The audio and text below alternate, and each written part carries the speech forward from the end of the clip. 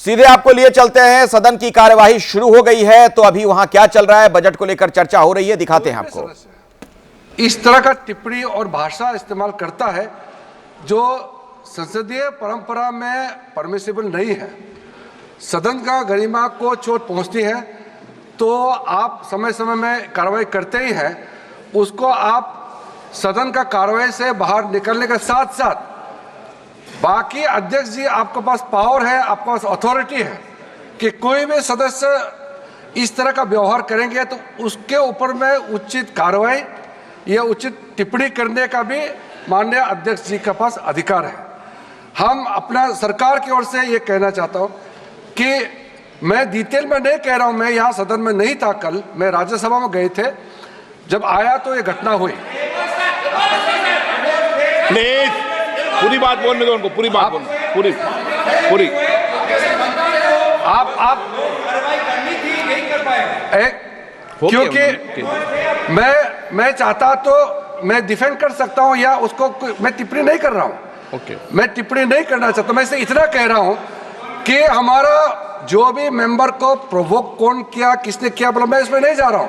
मैं इतना ही कह रहा हूं कि अगर सदन के अंदर में उचित वक्तव्य नहीं दिया गया है तो उसको उचित कार्रवाई माननीय स्पीकर महोदय के पास है और उचित कार्रवाई माननीय स्पीकर जरूर करें।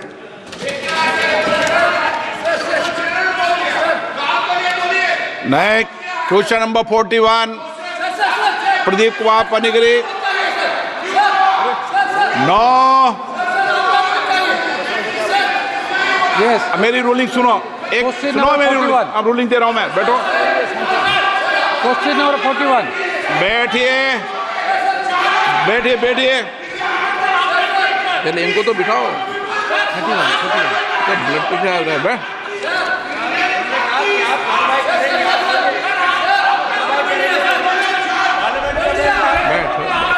प्लीज बैठिए, प्लीज प्लीज प्लीज प्लीज बैठिए बैठिए बैठिए बैठिए। 41। माननीय सदस्यगण, इस सदन की बहुत मर्यादा है, उच्च परंपराएं रही है, परपाटी रही है। हम सबका सौभाग्य है कि मैं 18वीं लोकसभा के अंदर जनता ने चुनकर भेजा है। मेरा सभी लोगों से आग्रह है, चाहे सत्ता पक्ष हो, चाहे प्रतिपक्ष हो या बीच के सदस्य हो, सभी माननीय सदस्य सदन के अंदर अपनी बात को कहें, चर्चा में भाग लें, मर्यादा रखें, कोई ऐसी टिप्पणी न करें जो सदन की मर्यादाओं के अनुकूल नहीं है और संसदीय परंपराओं के अनुकूल भी है। हम और कोशिश करें इस सदन में उच्च कोटि की परंपरा बने, प्रपाटी बने, लोग चर्चा करें कि 18वीं लोकसभा के अंदर चुनने वाले माननीय सदस्यों ने इस सदन की गरिमा को बढ़ाया, मर्यादा को बढ़ाया, इसकी मर्यादा प्रतिष्ठा को बढ़ाया और दुनिया के अंदर भारत की संसद की जो लोकतंत्र में जिस तरह की प्रतिष्ठा है वैसी परंपरा बनी। मैं सभी माननीय सदस्यों से आग्रह करूंगा, ऐसे शब्द स्पंज तो हम कर ही देते हैं, लेकिन उसके साथ साथ आगे भविष्य में ऐसा कोई भी शब्द, ऐसा कोई भी बात न तो बैठे बैठे टिप्पणी करें, न अपने भाषण के अंदर टिप्पणी करें। एक और आग्रह करूंगा कि मैं फिर आपसे आग्रह करूंगा, कभी आसन से बहस और चुनौती देने का काम भी नहीं करें। मैं आपको पुनः आग्रह कहता हूं, और हम जितना आसन का, सदन की गरिमा रखेंगे, उतनी प्रतिष्ठा आप लोगों की भी अपने अपने क्षेत्र में बढ़ेगी कि संसद के अंदर बोलने वाले नहीं, मैंने कह दिया है और चेतावनी दे दी है भविष्य के लिए। नो, मैंने जब सदन से कह दिया, फिर ऐसा नहीं है, मैंने आपको बता दिया, अब मैंने कह दिया, ठीक है।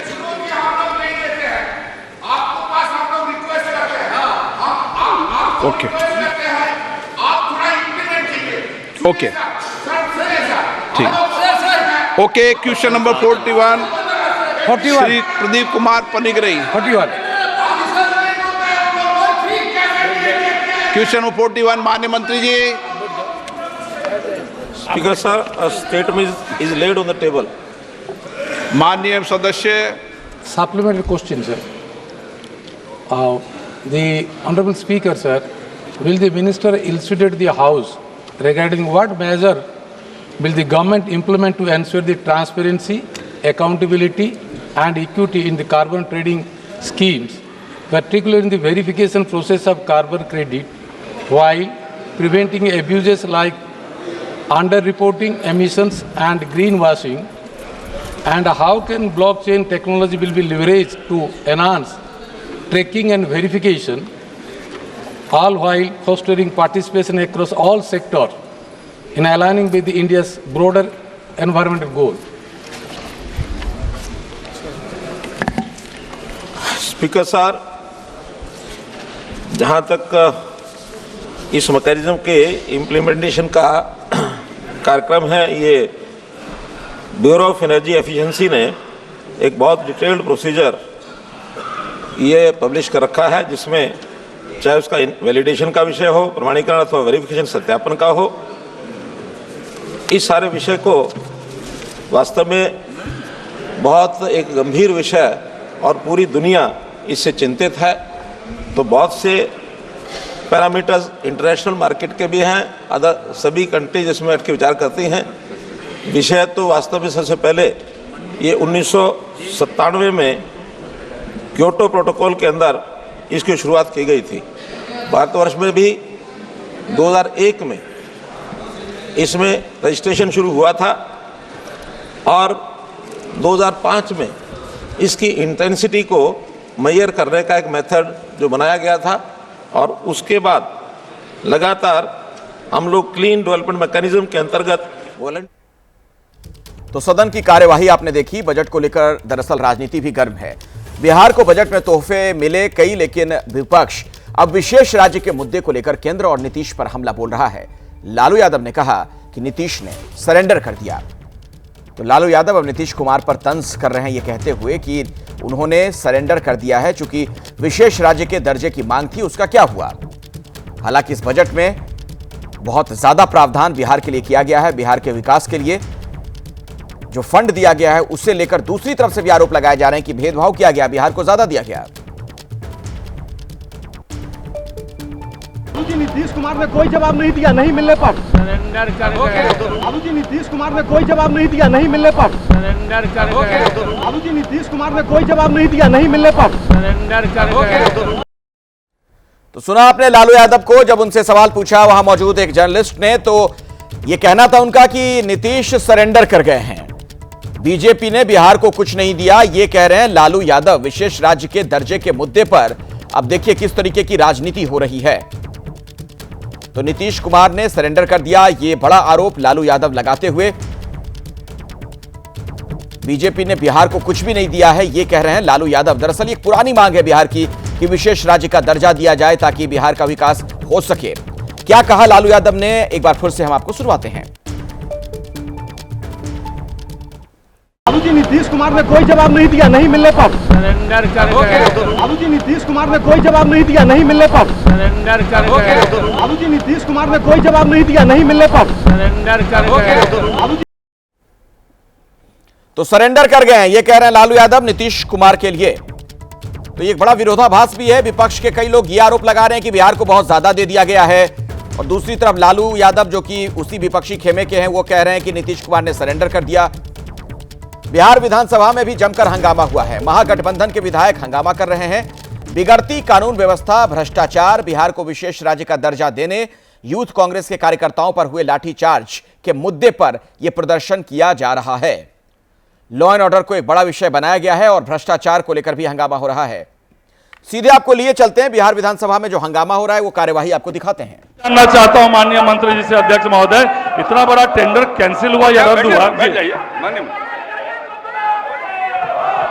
अध्यक्ष महोदय, टेंडर कैंसिल करने के कई कारण हैं। जो विभाग में छूटे हुए चीज थे उनको हम लोगों ने ऐड कराया है, और गड़बड़ी का भी हम लोग जांच कर रहे हैं। अगर कोई गड़बड़ी पाई गई तो निश्चित रूप से कार्रवाई करेंगे। बैठ जाइए ना, क्यों परेशान हो रहे हैं? बैठ जाइए, ऐसे मत करिए। आप लोग संगठन चलाते हैं कर्मचारियों का, और अगर टेबल उठेगा। आइए मैं सीधे आपको लिए चलता हूं मेरे सहयोगी शशांक के पास इसी खबर पर, और अधिक जानकारी के साथ हमारे साथ मौजूद हैं। शशांक, लॉ एंड ऑर्डर को एक बड़ा विषय बना रहा है वहां पर विपक्ष। बिहार में हम देख पा रहे हैं किस तरीके से हल्ला हंगामा वहां पर हो रहा है सदन के अंदर। देखिए, आज बिहार विधानमंडल के मॉनसून सत्र का चौथा दिन है। आज भी विपक्ष के जो विधायक हैं सदन में भारी हंगामा कर रहे हैं। बिहार को विशेष राज्य का दर्जा देने, बिगड़ती कानून व्यवस्था, नीट परीक्षा दोबारा कराने, यूथ कांग्रेस के कार्यकर्ताओं पर हुए लाठीचार्ज के मुद्दे पर हंगामा कर रहे हैं।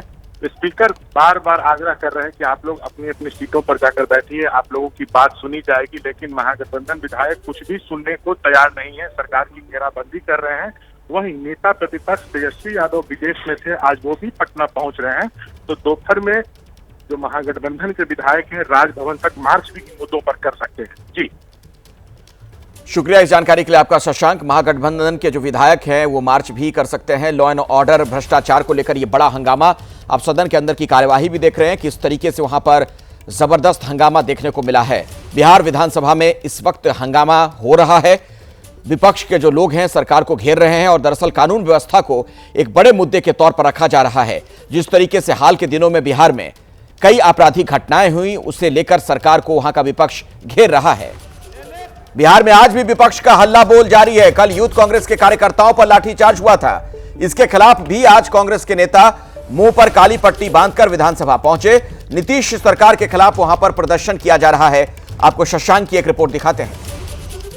मुंह में काली पट्टी बांधकर जो है वो प्रदर्शन कर रहे हैं। दरअसल बुधवार को पटना में यूथ कांग्रेस के कार्यकर्ताओं ने प्रदर्शन किया था, उस दौरान पुलिस ने लाठी चार्ज कर दिया। तो इसके विरोध में जो है कांग्रेस के विधायक आज मुंह पर काली पट्टी बांधकर प्रदर्शन कर रहे हैं। यूथ कांग्रेस के कार्यकर्ताओं पे लाठी चार्ज हुआ, कई कार्यकर्ता घायल हुए। आप लोग बिल्कुल हाँ, हम लोग मुंह पे पट्टी बांध करके प्रदर्शन कर रहे हैं कि बिहार सरकार, माननीय मुख्यमंत्री जी जो भी विपक्षी होते हैं उनकी आवाज को दबाने के लिए पुलिस का डंडा इस्तेमाल करते हैं, जो कि लोकतंत्र में कहीं उचित नहीं, एक आपराधिक मामला है। शकील अहमद खान जो विधायक दल के नेता हैं कांग्रेस के, वो भी पहुंच गए हैं। शकील साहब से भी हम बात करने की कोशिश करेंगे। शकील खान यहाँ पर है, कैमरा पर्सन विशाल से कहेंगे आपको तस्वीरें दिखाएं। शकील साहब जो हैं देखिए बैनर पोस्टर लेकर आए हैं। देखिए बैनर पोस्टर लेके आए हैं, लिखा है लाठी डंडे की सरकार नहीं चलेगी, नहीं चलेगी। पुलिस कैसे हो सकती है? कल की जो यूथ कांग्रेस पे डंडे बरसाए गए और जिस तरह का व्यवहार किया गया है, यह व्यवहार बहुत ही अमानवीय है। इसकी भर्त्सना करते हैं। पूरे बिहार में अपराधीकरण बढ़ा है, पुलिसिया राज है और सरकारी दमन चारों तरफ है। उत्तर प्रदेश से अभी एक बड़ी खबर आ रही है। पुलिस भर्ती की नई तारीख आ गई है। पेपर लीक के कारण रद्द हुई थी परीक्षा। अगस्त में 5 दिन होगी अब यह परीक्षा। 23, 24, 25, 30 और 31 अगस्त को ये परीक्षाएं आयोजित की जाएंगी। तो नई तारीख आ गई है एक बार फिर से, पुलिस भर्ती की नई तारीख। पेपर लीक की वजह से ये परीक्षाएं रद्द की गई थी। आइए आपको लिए चलता हूं मैं संजय त्रिपाठी के पास इसी खबर पर और अधिक जानकारी आप तक को पहुंचाएंगे। संजय, हाल के लोकसभा चुनाव में अखिलेश आपने देखा होगा पुलिस भर्ती परीक्षा कितना बड़ा मुद्दा बना था। इसमें पेपर लीक हुआ था जिस वजह से ये परीक्षा रद्द हुई थी। अब इस परीक्षा को दोबारा कराया जा रहा है और मैंने आपको तिथियां बता दूं कि ये 23, 24, 25 अगस्त को है। इसके बाद जन्माष्टमी पड़ेगी, जन्माष्टमी की छुट्टी दी गई है और 30 और 31 अगस्त ये 5 दिन की परीक्षा होगी। इसके लिए पूरे प्रदेश में तैयारी की जाएगी। सभी जो केंद्र होंगे परीक्षा केंद्र, उनमें 2 पालियों में ये परीक्षा आयोजित की जाएगी। हर पाली में 5-5 लाख जो अभ्यर्थी होंगे वो परीक्षा देंगे। इस हिसाब से अगर आप जोड़ लें तो यानी 10 पालियां होंगी और सभी में अगर 5-5 लाख अभ्यर्थी परीक्षा देंगे तो यानी कि 50 लाख अभ्यर्थी परीक्षा देंगे। 60,000 से ज़्यादा भर्तियां होनी है और ये एक बड़ी परीक्षा है। पिछली बार ये परीक्षा रद्द हो गई थी पेपर लीक के कारण, लेकिन अब फिर से इसकी तैयारी की गई। चूँकि मुख्यमंत्री योगी आदित्यनाथ ने साफ तौर पर ये निर्देश दिए थे कि जो भर्ती परीक्षा रद्द करनी पड़ रही है इसको 6 महीने में कराया जाए।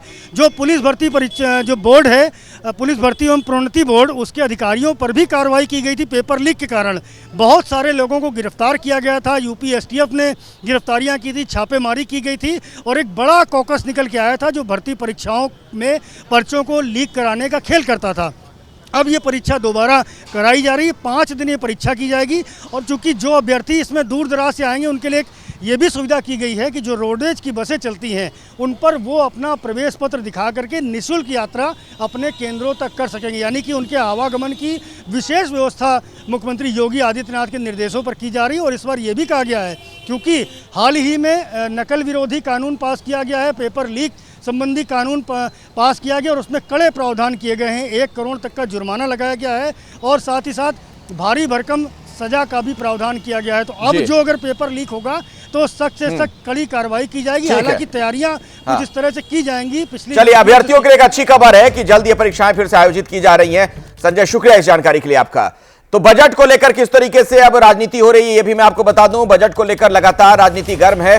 अब आरजेडी का कहना है कि बजट में बिहार को कुछ नहीं मिला। दिलचस्प यह कि विपक्ष की पार्टियां इसी को मुद्दा बना रही हैं कि सिर्फ बिहार और आंध्र प्रदेश को ही पैकेज मिला, लेकिन आरजेडी को लगता है कि कुछ नहीं मिला। इस वक्त मेरे साथ मौजूद है आरजेडी सांसद मनोज झा।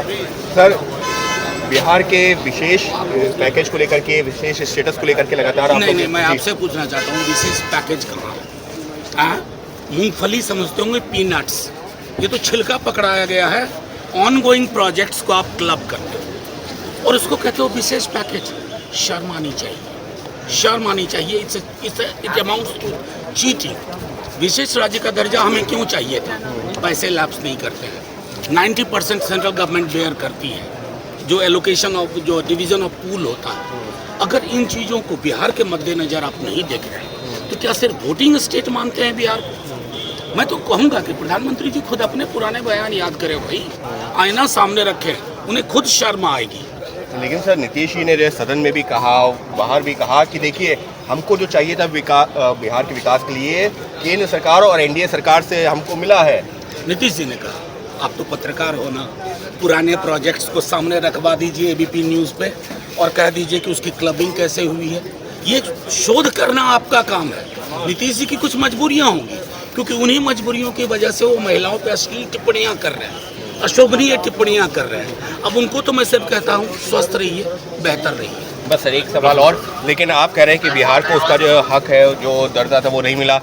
आप ही के जो तमाम जो सहयोगी दल है वो तो कह रहे हैं कि सिर्फ बिहार को ही दे दिया, सिर्फ आंध्र को दे दिया। मैं तो उनको भी मैंने कहा है, सदन में भी कहा और आगे भी कहूँगा कि असल में आप मूंगफली समझ रहे थे, ये मूंगफली भी नहीं है, छिलके है। तो देखिए कितना बड़ा ये कॉन्ट्रास्ट है, विरोधाभास है कि विपक्ष के तमाम जो नेता है कह रहे हैं कि बिहार को ज्यादा दे दिया गया, इससे वो नाराज हैं कि भेदभाव हुआ है। और वहीं जो सहयोगी है एक आरजेडी विपक्ष में, उनका यह मानना है कि बिहार को कुछ नहीं मिला। और अब हम बात करेंगे जल प्रहार की। मुसीबत अपार जल प्रहार। जी हां, इन दिनों आसमान से बरस रही आफत ने देश के कई हिस्सों में लोगों का जीना मुहाल कर दिया है। वो जल जिसे जीवन कहा गया, वही जल इन दिनों जीवन के लिए संकट बन चुका है। गांव हो, कस्बा हो, फिर शहर हो, हर जगह ये जल संकट नजर आ रहा है। जल का कहर बरप रहा है। उसी कहर की ताजा तस्वीरें महाराष्ट्र से सामने आई हैं। आप देखिए, ये पुणे है। यहां सड़कें समंदर बन गई, मकान डूब गए, गाड़ियां बह गई, फंस गई। लोगों की जिंदगी मुसीबत में पड़ चुकी है और इस मुसीबत से बचाने के लिए रेस्क्यू टीमें लगातार मेहनत करती हुई नजर आ रही हैं। इन तस्वीरों को देखकर आप समझ सकते हैं कि पुणे में कैसे लोग त्राहिमाम हैं। जल विस्फोट से पुणे में आम जनजीवन पूरी तरीके से अस्त व्यस्त है। पुणे में हर कोई यह दुआ कर रहा है कि यह आसमानी आफत रुक जाए, राहत मिल जाए, लेकिन हालात तुरंत ठीक होते हुए नजर नहीं आ रहे। आप इन तस्वीरों में देखिए किस तरीके के हालात हैं। ये पुणे में सड़क है, ऐसा लग रहा है कि लोग दरिया से गुजर रहे हो। ये देखिए, बोट भी आप देख पा रहे हैं सड़क पर। ये पुणे की तस्वीर हम आपको दिखा रहे हैं, देश का बहुत ही आधुनिक शहर, हाईटेक सिटी। और इन शहरों का क्या हाल है बारिश के बाद, वो आप देख सकते हैं। स्मार्ट सिटी, जहां पर नाव चलती हुई नजर आ रही है। उन लोगों के बारे में जरा कल्पना करिए जो लोग घर में बैठे होंगे अपने बच्चों के साथ और अचानक घर में सैलाब आ गया होगा। जितने भी फर्स्ट फ्लोर वाले मकान हैं इन इलाकों में, उनके घरों में पानी घुस चुका है। ग्राउंड फ्लोर वाले घरों में हाउसिंग सोसाइटी का बुरा हाल है। लोगों की कार डूब गई है। बहुत बड़ा नुकसान लोगों को हुआ है।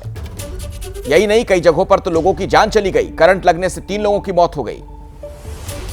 ये पुणे का हाल आपके सामने। तो ड्रेनेज सिस्टम किस तरीके से ठप हो चुका है, इसका अंदाजा आप लगाइए। ये पुणे वो शहर जो करोड़ों का टैक्स देता है, फिर भी लोग इन हालातों में जिंदगी गुजर बसर करने के लिए मजबूर हैं। बारिश हुई, लोगों के घरों में पानी घुस गया, सड़कें दरिया बन गईं, सड़कों पर नावें चलने लगीं। हालांकि राहत और बचाव दल के लोग यहां पर अब पहुंच चुके हैं, मदद की तैयारियां हो चुकी हैं,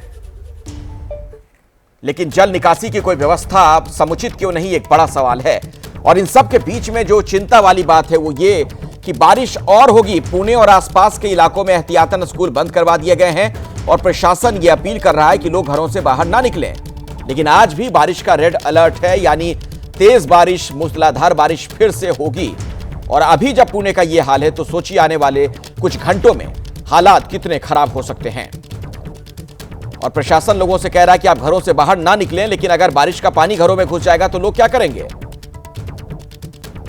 क्योंकि कई इलाकों से जो हमें जानकारी मिल रही है, लगभग 15 ऐसी हाउसिंग सोसाइटी बताई जा रही है जहां पर ग्राउंड फ्लोर पर जिन लोगों के फ्लैट्स हैं वहां पर पानी घुस चुका है, लोगों का सामान खराब हो रहा है। जो बुजुर्ग हैं, जो बच्चे हैं, जो बीमार हैं, वो क्या करेंगे? छोटे छोटे बच्चे जिन्हें दूध की जरूरत पड़ती है, उन्हें दूध तक मैसर नहीं है, जिस तरीके के हालात बने हुए हैं। क्योंकि जो रोजमर्रा की जिंदगी के लिए जरूरी चीजों की आपूर्ति होती है वो भी बाधित हो चुकी है। ये आप देखिए कार का क्या हाल है, लोगों की कार किस तरीके से इस पानी में तैरती हुई नजर आ रही है। तो बहुत बड़ा नुकसान पुणे के लोगों को हुआ है। और ये वो पुणे है जो बार बार मैं कह रहा हूं, जो कि भारत का बहुत ही आधुनिक शहर माना जाता है। यहां पर तमाम मेडिकल कॉलेज हैं, इंजीनियरिंग कॉलेज हैं, एमएनसीज हैं। न सिर्फ पुणे में वहां के स्थानीय लोग रहते हैं, बल्कि देश विदेश के हजारों हजार लोग यहां पर पहुंचते हैं काम धंधों के लिए, पढ़ाई लिखाई के लिए। तो जिस शहर में करोड़ों रुपए का टैक्स जहां से आता हो, उसका हाल जरा देखिए। और एक बार फिर से मैं आपको लिए चलता हूं मेरे सहयोगी मिकी घई के पास, पुणे में ही वो मौजूद हैं। मिकी, ये बताइए कि बारिश का रेड अलर्ट जारी कर दिया गया है, अब वहां पर क्या स्थिति है? क्योंकि आने वाले कुछ घंटों में तब तो हालात और खराब हो सकते हैं अगर मूसलाधार बारिश फिर से शुरू हो गई। जी बिल्कुल, अभी हम पुणे के हालात देखें तो बारिश का जो जोर है कुछ प्रमाण में कम हुआ है, मगर कई एरियाज में अभी भी पानी भरा हुआ है। रेस्क्यू ऑपरेशन शुरू है। पुणे को स्मार्ट सिटी कहा जाता है, मगर ये स्मार्ट सिटी में आज जिस तरीके से बरसात हुई और उसके बाद जो नजराना यहाँ पर दिख रहा है, सब जगह पानी भरा हुआ है। बहुत से पॉश इलाकों में भी इस तरीके से हम देख सकते हैं कि बड़े पैमाने में पानी भरा हुआ है। सारी जो गाड़ियां देख रहे हैं हम, ये सारी की सारी गाड़ियां पूरी तरीके से पानी में नीचे थी। अभी जो खड़कवासला डैम है उससे पानी का जो फ्लो है वो कम किया गया है। ये टेम्पररी रिलीफ है, ये सिर्फ टेम्पररी रिलीफ है। जिस तरीके से पानी बढ़ता नजर आ रहा है, फिर एक बार जोर से करीबन 50,000 क्यूसिक से पानी छोड़ा जाएगा। मगर अभी ये जो बचाव कार्य शुरू है, ये जल्दी से जल्द करने के लिए ये पानी का यहाँ पे थोड़ा सा रिलीफ दिया गया है, ऐसा प्रशासन की ओर से कहा जा रहा है। कई सारे लोग आपस में मदद कर रहे हैं। हम देख सकते हैं कि छोटे बच्चे, महिलाएं अड़के हुए पूरा रो रहे थे। हम कई सारे लोगों को यहाँ जिस एरिया में हम अब खड़े हैं, क्या परिस्थिति है, अभी भी पानी कम नहीं हो रहा है। देखो, यहाँ रात को 3:30 बजे यहाँ से जोर से पानी छोड़ गया 27,000 क्यूसेक्स मीटर। फिर बाद में 35 क्यूसेक्स थाउजेंड पानी छोड़ गया। उसको पहला कुछ कल से जो पानी छोड़ रहे थे, अगर वो कल से 10,000 ऐसा छोड़ रहे थे। अभी कुछ बच्चे सेफ हैं, बच्चे जो 6 महिलाएं हैं, बच्चे अभी सेफ है, अभी निकल रहे बाहर। अभी एक बहुत अच्छा अभी रेस्क्यू चालू है। अभी जी रेस्क्यू शुरू है, हम रेस्क्यू तक जाने की कोशिश कर रहे हैं। सामने देख सकते हैं कि जो फायर डिपार्टमेंट की पुणे की जो एक टीम है वो यहाँ पर दाखिल हुई है। एबीपी न्यूज ने ये एरिया का पूरा ये जो यहाँ पे सिचुएशन है ये हमने बताई। उसके बाद अब यहाँ पर रेस्क्यू के लिए टीम पहुंची है। छोटे छोटे बच्चे यहाँ पर घबराए हुए हैं। इस पूरे इलाके में बिजली भी नहीं है। और अब हम देखें तो फिर एक बार बरसात का जो जोर है वो बढ़ता नजर आ रहा है। यहाँ पे हजारों जो गाड़ियां खड़ी हैं, सारी गाड़ियां पानी में थी, सारी गाड़ियां अब देख चुके, लोग निकालने की कोशिश कर रहे हैं। लोग अपने घरों में, इन सारे घरों में लाइट नहीं है। सब हम इनसे भी बात करने की कोशिश करेंगे। सर, यहाँ पर लाइट है क्या, सिचुएशन क्या है?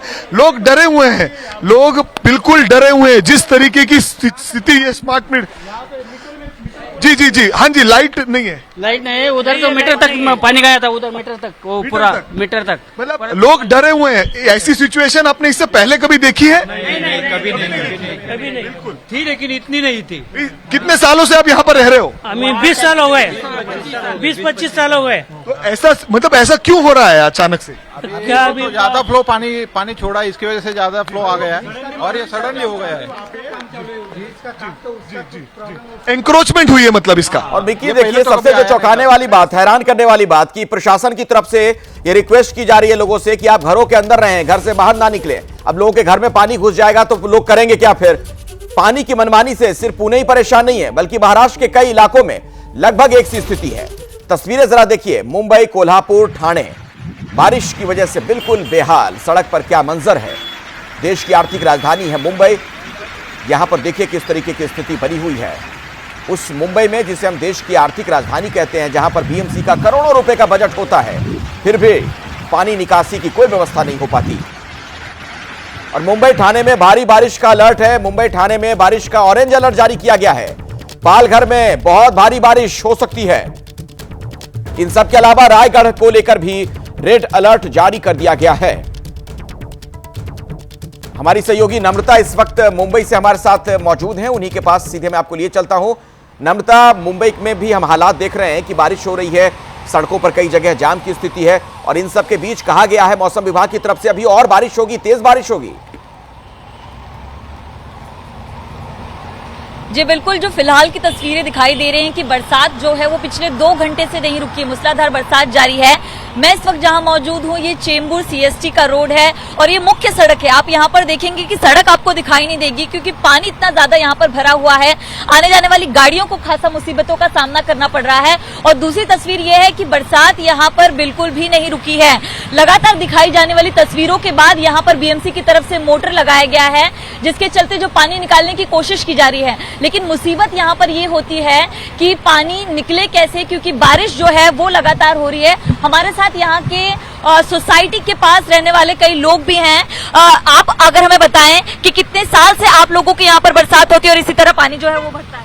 ये एक्चुअली इसी साल जो है, गए साल मेट्रो वालों ने एक्चुअली पंप वगैरह लगाया था, वो निकालने के बाद इसी साल ये तकलीफ। सोसाइटी के अंदर भी पानी भरता है? सोसाइटी के अंदर हर एक के घरों में पानी जाता है। जी जी, तो इस साल से देख रहे हैं आप? इसी साल से ये ज्यादा दिक्कत हो रही है, परेशानी बढ़ गई है। प्रमुख वजह मुंबई में ये है कि कंस्ट्रक्शन का काम लगातार चल रहा है, तो जो रोड है वो छोटे होते जा रहे हैं। पानी निकालने का जो सीवेज का रास्ता होता है वो नहीं मिल पाता, जिसके चलते जो पानी है वो लगातार बढ़ता जाता है। सोसाइटी के गेट के ठीक बाहर मौजूद हूँ और सड़क की तस्वीर आपको अजित दिखा रहे हैं कि यहाँ पर जो पानी है वो कई फीट तक बढ़ता जा रहा है। मोटर लगाया है बीएमसी ने, लेकिन वो किसी काम नहीं आ रहा और सड़क जो है वो गायब हो गई है। पानी पूरे सड़क पर यहाँ पर भरा है। ये चेंबूर की तस्वीर है। ये मुंबई का हाल, अलग अलग इलाकों का हाल नम्रता आप दिखा रही हैं। अब जरा मध्य प्रदेश भी दर्शकों को लिए चलते हैं, वहां से भी कुछ इसी तरह की तस्वीरें सामने आ रही हैं। कई इलाकों से आप देख पाएंगे इन तस्वीरों में, कटनी हो, सागर हो, टीकमगढ़ हो, डिंडोरी हो, दमोह हो, लोग परेशान हैं पानी के सितम से। तेज बारिश और उसके बाद बाढ़ जैसे हालात हो जाते हैं, नदियों में जलस्तर बढ़ जाता है, लोगों के घर बार इसमें डूब जा रहे हैं। बाजार हो, दुकान हो, लगभग कमोबेश एक जैसी स्थिति नजर आ रही है। ये अब कटनी की तस्वीर हम आपको दिखा रहे हैं। ये आप देख पा रहे हैं, लोगों के घरों में पानी घुस चुका है। ये जो गलियां हैं, जो सड़कें हैं, वहां का हाल आपके सामने। और ऐसे में जो मुख्य सड़क होती है, जो थोड़ी ऊंचाई पर होती है, वहां पर लोग पहुंच रहे हैं ताकि पानी से उनका बचाव हो सके। ये कटनी की तस्वीर आपके सामने मध्य प्रदेश में। ये देख पा रहे हैं आप, छोटा सा एक मंदिर जो दिख रहा है, जो आसपास लोगों के घर बार हैं, वो डूबता हुआ दिख रहा है। अब आपको मैं लिए चलता हूं लखीमपुर खीरी, वहां से हमारे साथ दिव्यांकर मेरे सहयोगी जुड़े हुए हैं।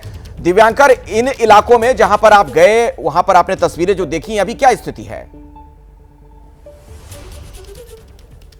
बिल्कुल अखिलेश, सबसे पहले मैं आपको जो तस्वीरें हैं शारदा नदी के ठीक बगल किनारे की, क्योंकि नदी की जो धार है वो लगातार कटान कर रही है। तस्वीरें क्या है वो हम आपको दिखाना चाहेंगे। पलिया कला में हमारी मौजूदगी और यहाँ पर शारदा नदी का जो पुल है और उसका जो किनारा है वहाँ पर हमारी मौजूदगी, और ये तस्वीरें आप देख पाएंगे किस तरह से ये जो नदी के ठीक किनारा जो लगातार बढ़ते बढ़ते काफ़ी ज़्यादा आगे पहुँच गया है, ज़मीन दरक रही है, लोगों के खेत जो हैं उसे निगल कर नदियाँ लगातार आगे बढ़ रही है। सामने जो रास्ता है ये नदियों का जो बहाव है ये बहराइच की ओर नदियाँ लगातार आगे बढ़ रही हैं, लेकिन जो लोगों के खेत हैं उसे काफ़ी ज़्यादा नुकसान हुआ है और उन्हें परेशानियों का सामना करना पड़ रहा है। कुछ इसी तरह की स्थितियां लगातार बीते 20 दिनों से यहाँ पर चल रही हैं। लोगों से हमने बात की तो उनका कहना है अब से 20 दिन पहले 50 कदम की अगर जो दूरी है वहाँ के करीब नदी बह रही थी और कटते कटते जो नदी है वो कितनी नज़दीक यहाँ पर पहुँच गई है और जिससे लोगों के खेतों को काफ़ी ज़्यादा नुकसान हुआ। कुछ लोग जो है स्थानीय, उनसे हम बात करेंगे और कितना नुकसान हुआ है। ये बताइए, खेतों को कितना नुकसान हुआ है? हो गया करीब, जो परवल लगे तो 33-35 हज़ार का तो हुआ ही है नुकसान, और जो गन्ना पिछले कट गया सो तो उससे अलग छोड़। उसके बाद ये बताइए, नदी का लेवल लगातार इधर कटते कटते आ रही है तो कितने दिन से आ रही है? ये आ रही 5-10-12 दिन से आ रही बस। हाँ, 10-12। तो आपको डर है कि आपका खेत चला जाएगा? हाँ, तो डर तो ही है, डर तुमको है ही है भाई, कट जाएगा। हर साल ऐसी स्थिति होती है? हाँ, हर साल होती है। तो खेत खलिहान सब डूबे हुए हैं। किसानों को कितना ज्यादा नुकसान हुआ है ये तस्वीरें आप देख रहे थे।